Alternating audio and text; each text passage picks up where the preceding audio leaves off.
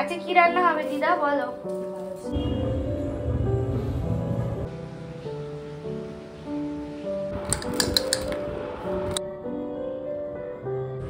লাইটটা অফ করো তো ব্যালকনি। হাই এভরিওয়ান, আমি ঋতুপ্রিয়া আর আমার চ্যানেলের নতুন একটি ব্লগে আপনাদের জানাই অনেক অনেক ওয়েলকাম। আজকে কালী পুজো এবং সকালবেলা কিন্তু ব্রেকফাস্টে গরম গরম লুচি আর আলুর তরকারি আমাদের বাড়িতে হয়েছে। ছোটবেলার থেকেই দেখেছি কালী পুজোর দিন যেহেতু বলা হয় ঘোর অমাবস্যা থাকে, মা সবসময় রাত্রে লুচি খাওয়াতো বা রুটি করতো, ম্যাক্সিমাম আমাদের লুচিটাই হতো। তবে আমার শ্বশুর বাড়িতে তেমন কোনো নিয়ম নেই, সেই কারণে আমরা সকালবেলাটাই লুচি খাচ্ছি, কারণ রাত্রে আবার প্ল্যান হয়েছে যে একটুখানি বিরিয়ানি আনিয়ে খাবো। এবার দেশে ফিরে এদিক ওদিক অনেক বিরিয়ানি খাওয়া হয়েছে, তবে সব থেকে ভালো আমার যেই বিরিয়ানি লেগেছে তা হলো ডিবাপির বিরিয়ানি। আর এদিকে দেখুন, আজকে আমার শাশুড়ি মা বাজারে কুমড়ো ফুল পেয়েছে। আমি বলেছিলাম যে কুমড়ো ফুল পেলে কিন্তু অবশ্যই এনো, কারণ কুমড়ো ফুলের বড়া খেতে আমি ভীষণই ভালোবাসি। আর আমাদের ওদিকে কুমড়ো পাওয়া গেলেও কুমড়োর ফুল কিন্তু একদমই পাওয়া যায় না, সেই কারণে এই ইন্ডিয়াতে এসেই একটু ভরসা যে কুমড়ো ফুল খাবো বা অন্যান্য ফুলের বড়া ঠরা খাবো। দাঁড়ান দেখি আজকে দুপুরে কি কি মেনুতে আছে। কি রান্না হবে দিদা বলো।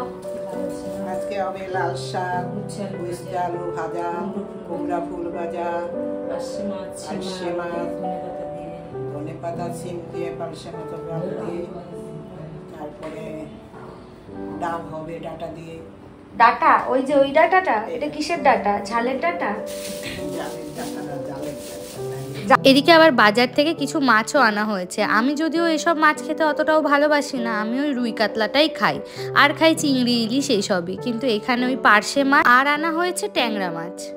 এদিকে আজকে আবার দিদা বলছে ডাটা দিয়ে ডাল করবে, দেখা যাক ডাটা দিয়ে ডাল খেতে কেমন লাগে। আমি এর আগে ডাটার ডাল কখনো খাইনি। খুব যদি ভুল না হই এগুলো হচ্ছে পার্শে মাছ। আমি আবার পার্শে মাছ খেতে অতটাও ভালোবাসি না, আমি বড় মাছ খেতে বেশি ভালোবাসি, কিন্তু এটাও জানি যে উপকার বেশি ছোট মাছেই।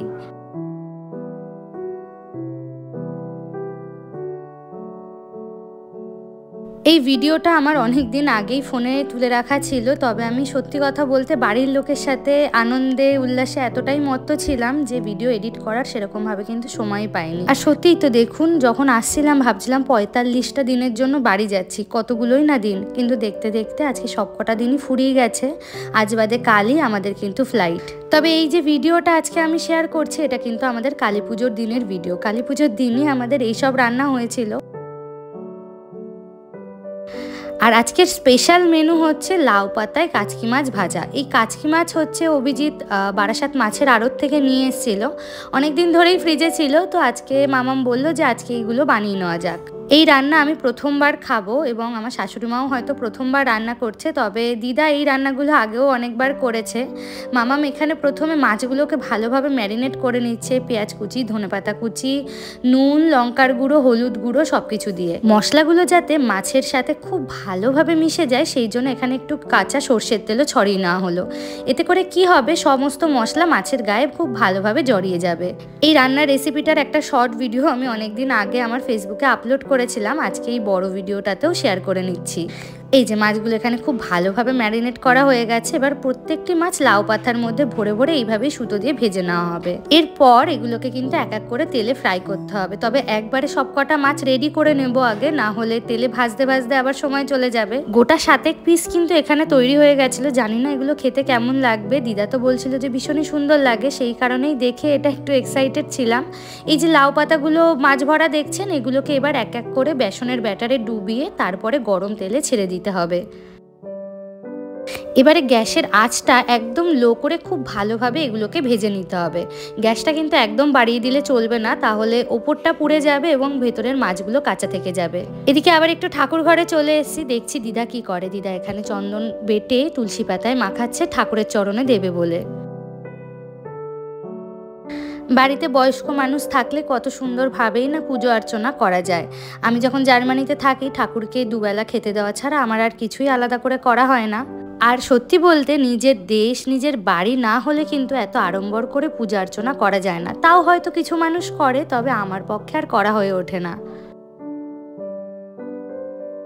আর এদিকটাই দেখুন লাউ পাতাগুলো কিন্তু খুব সুন্দরভাবে ভাজা হয়ে এসছে। একবারে 3টে করে লাউ পাতা ভেজে নেওয়া হচ্ছে, তাহলে একটু তাড়াতাড়ি রান্নাটা ফুরিয়ে আসবে। বেলা প্রায় অনেকটাই কিন্তু হয়েছে।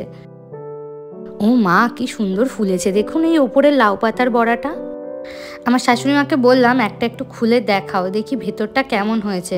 ভেতরটা দেখে অতটাও আমার মনে হচ্ছে না যে খুব সুন্দরভাবে মাছগুলো কুক হয়েছে, তবে খেয়ে দেখলে কিন্তু বোঝা যাবে যে মাছগুলো আদৌ কুক হয়েছে কি হয়নি। আর এখানে আজকে আমাদের দুপুরের মেনুতে আছে ভাত, ফুলকপির বড়া, ওদিকে কুমড়ো ফুলের বড়া অলরেডি ভাজতে ভাজতে খাওয়া হয়ে গেছে, এখানে দিদা ঘিও দিয়ে নিয়েছে।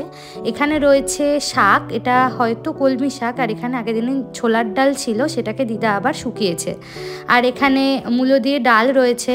ও আচ্ছা, মূলোর সাথে সাথে এই ডালের মধ্যে কিন্তু ডাটাও দেওয়া হয়েছে। এদিকে আমের চাটনি আর লাউ পাতার বড়া তো আছেই, সাথে করে মাছও কিন্তু আজকে ছিল।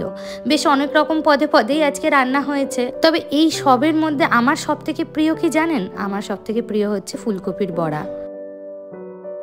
সন্ধে প্রায় 6টা বাজে, মাঝের ভিডিওগুলো আমার আর নেওয়া হয়নি। আজকের দিনে মানে কালী পুজোর দিনে আমার শ্বশুর বাড়িতে কিন্তু প্রদীপ এবং মোমবাতি একই সাথে জ্বালানো হয়। আর দিদা এখানে ভাইফোঁটায় ফোঁটা দেবে বলে প্রদীপের থেকে কালি তুলছে। ভাইফোঁটার দিনে দিদা যাবে দিদার বাপের বাড়ি, দিদার 2 ভাইকে ফোঁটা দিতে। আমিও যাব আমার ভাইদের ফোঁটা দিতে, তবে আমার বাপের বাড়ি নয়, তার কারণ আমার বাপের বাড়িতে ভাইফোঁটা উঠে গেছে, অনেক দিন হয়েছে। ভাইফোঁটার দিনে আমার ঠাকুমা আসলে মারা গিয়েছিল, তারপর থেকেই আমাদের বাড়িতে ভাইফোঁটা কখনো হয় না। আমার শ্বশুর বাড়িতে আবার দেখলাম যে এই প্রদীপ জ্বালানো হয় কাঁঠাল পাতার ওপরে। কাঁঠাল পাতার মাথার দিকটা একটুখানি কেটে দিয়ে তার ওপর প্রদীপ দিয়ে সমস্ত ঘরে দেওয়া হয়। তবে আমি ছোটোবেলার থেকে অন্য নিয়ম দেখে আসছি, আমাদের বাড়িতে 14 শাক খেতে হয় কালী পুজোর আগের দিন, এবং সেই দিনই 14 প্রদীপ আমরা জ্বালাই, এবং কালী পুজোর দিন জ্বালাই আমরা মোমবাতি। ছোটোবেলা থেকেই কালী পুজোর দিনটার জন্য কিন্তু অপেক্ষা করতাম, তার কারণ 14 প্রদীপ জ্বালিয়ে ঠিকঠাক যেন মন ভরতো না। 14টার বেশি প্রদীপ যেহেতু জ্বালানো যেত না, সেই কারণে সব জায়গায় আমি দিতে পারতাম না। এদিকে যেদিন মোমবাতি জ্বালানো হতো সেদিন মন ভরে পুরো বাড়ি সাজিয়ে কিন্তু আমি মোমবাতি দিতাম। তবে তা তো এখন আর সম্ভব নয়, আমরা এখন থাকি ফ্ল্যাটে সব জায়গাতে মোমবাতি এমনভাবে দেওয়া যায় না, শুধু ব্যালকনির ধার দিয়েই কয়েকটা মোমবাতি দিয়েছি, তাও হাওয়ার জোরে মোমবাতিগুলো নিভু নিভু অবস্থা। কৃষ্ণ হরে কৃষ্ণ কৃষ্ণ কৃষ্ণ হরে হরে হরে রাম হরে রাম রাম রাম গুরু হরে গুরু কৃষ্ণ হরে কৃষ্ণ কৃষ্ণ। দিদা কিন্তু প্রতিদিনই এইভাবেই ঠাকুরের সন্ধ্যা আরতি করে এবং ঠাকুরকে ঘুম পাড়ায়। এবং দিদা যখনই পূজা অর্চনা করে, দিদা সবসময় আমাকে বলে যে আমি পুজো করছি, আমার একটা ভিডিও নিয়ে দাও। আর দিদা ভিডিওতে আসতে খুবই ভালোবাসে, সেটা আমি আগেও আপনাদেরকে জানিয়েছি। এদিকে দেখুন, আমরা 4 জন মিলে রাত্রেবেলা এখন বসেছি লুডো খেলতে। আজকে আমাদের ঠাকুর দেখতে বেরোনোর কথা ছিল, তবে সত্যি কথা বলতে শরীরে একদম ইচ্ছা করছে না যে সাজগুজু করে আবার রেডি হয়ে ঠাকুর দেখতে বেরোই। সেই কারণেই আমরা ঠিক করলাম যে লুডো খেলে ভালো করে বিরিয়ানি শান্তি মতো খেয়ে ঘুম দিই। গরম গরম ডিবাপির বিরিয়ানি কিন্তু আমাদের বাড়িতে চলে এসছে। আজকে আমরা জোম্যাটো থেকে অর্ডার করেছিলাম। বিরিয়ানি আমি খুব বেশি স্পাইসি খেতে পারি না, সেই কারণেই হয়তো আমার ডিবাপির বিরিয়ানিটা সব থেকে বেশি ভালো লাগে। আর ওদের যে মটনের পিসটা দেয় সেটাও ভীষণই ভালো থাকে। শুনেছি এক একটা 250 গ্রামের পিস থাকে, আর সত্যিও আমার মনে হয় যে যা সাইজ তাতে 250 গ্রাম হয়েই যাবে। তো যাই হোক, বিরিয়ানি খেতে খেতে আজকে ভিডিওটা এখানেই শেষ করছি। দেখা হবে আবার পরের ভিডিওতে। সবাই খুব ভালো থাকবেন।